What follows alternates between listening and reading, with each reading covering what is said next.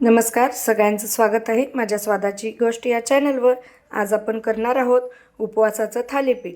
आपण एखाद्या वेळेस साबुदाणा भिजवण्यासाठी विसरतो, त्यावेळेस आयत्या वेळी आपण 5च मिनिटात आपण तयार करू शकतो उपवासाचं थालीपीठ. चला तर मग त्यासाठी लागणारं साहित्य बघूया.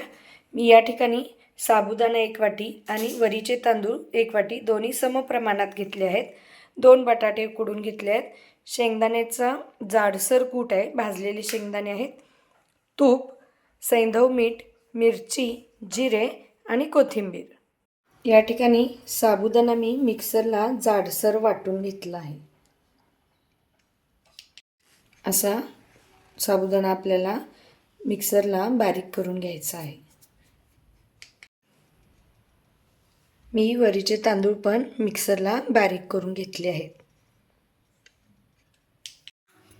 आता आपण यामध्ये घालणार आहोत शेंगदाण्याचा कूट, जिरे, मीठ,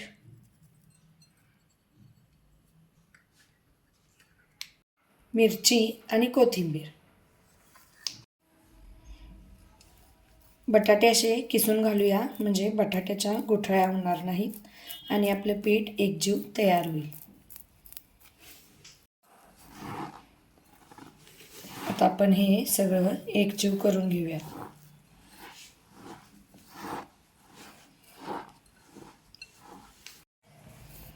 कणिक भिजवण्यासाठी मला या वाटीने पाऊण वाटी पाणी लागलेलं आहे.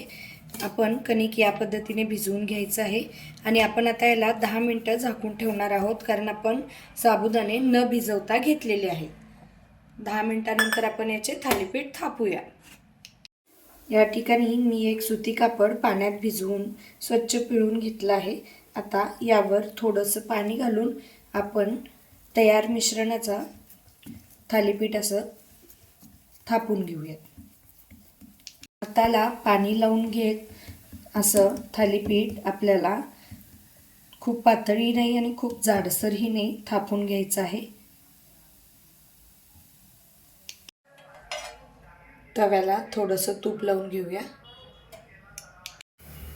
थालीपीठ आता आपण तव्यावर असं घालून याचं कापड सोडून घेऊया. वरची बाजू खूपच कोरडी होऊ नये म्हणून थोडंसं पाणी लावूया आणि साईडने थोडंसं तूप लावून